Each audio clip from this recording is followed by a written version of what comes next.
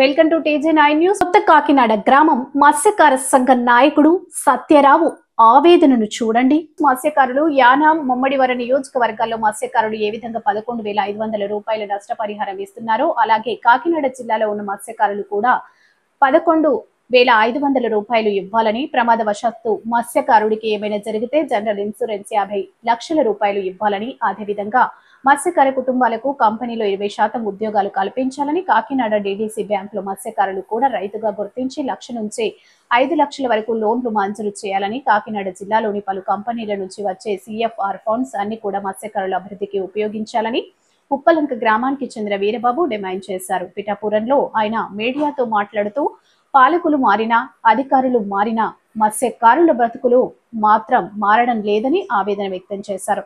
ముఖ్యంగా మత్స్యకారులు అప్పులు చేసి పడవలకు ఆయిల్ కొట్టించుకొని వేటకి వెళ్తే కనీసం ఆయిల్ డబ్బులు కూడా రావడం లేదని విలపించాడు. మా బాధను చెప్పుకుందామని పిఠాపురం జనసేన ఆఫీస్ కి వస్తే ఇన్ఛార్జ్ మేము వస్తున్నామని తెలుసుకొని అక్కడి నుంచి వెళ్లిపోవడం ఎంతవరకు సబబని అన్నారు. దీనిపై రాష్ట్ర ఉప ముఖ్యమంత్రి పవన్ కళ్యాణ్ మత్స్యకారులకు న్యాయం చేయకపోతే భవిష్యత్తులో ఉద్యమాన్ని ఉధృతం చేస్తామని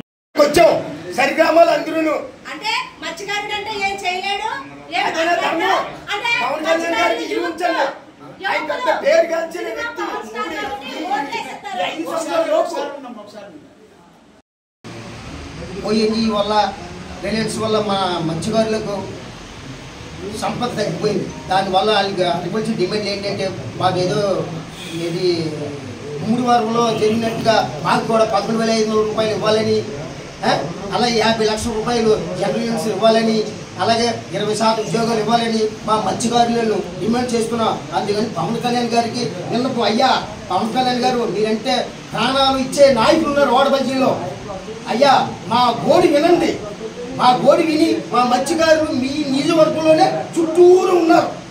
ఆ చుట్టూరు ఉన్న వాళ్ళు చాలా సుఖవాదం లేదు, భార్య పెట్టిన తినడానికి తిండి లేదు ఈ రిలయన్స్ వల్ల, ఓఎన్జీసీ వల్ల.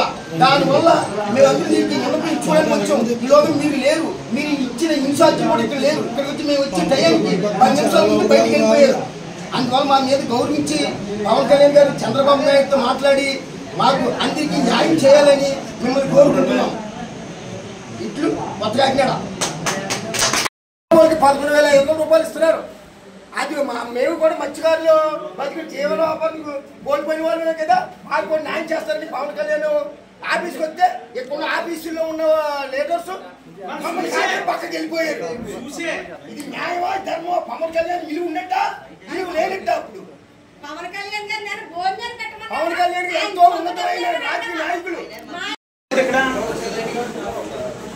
ఈ పిఠాపురం నియోజకవర్గంలోనే మత్స్యకారులు బాధలు చెప్పుకోవడానికి వస్తే ఇక్కడున్న లీడర్స్ అధికారులు పక్క మమ్మల్ని చూసి వెళ్ళిపోవడం ఏంటండి?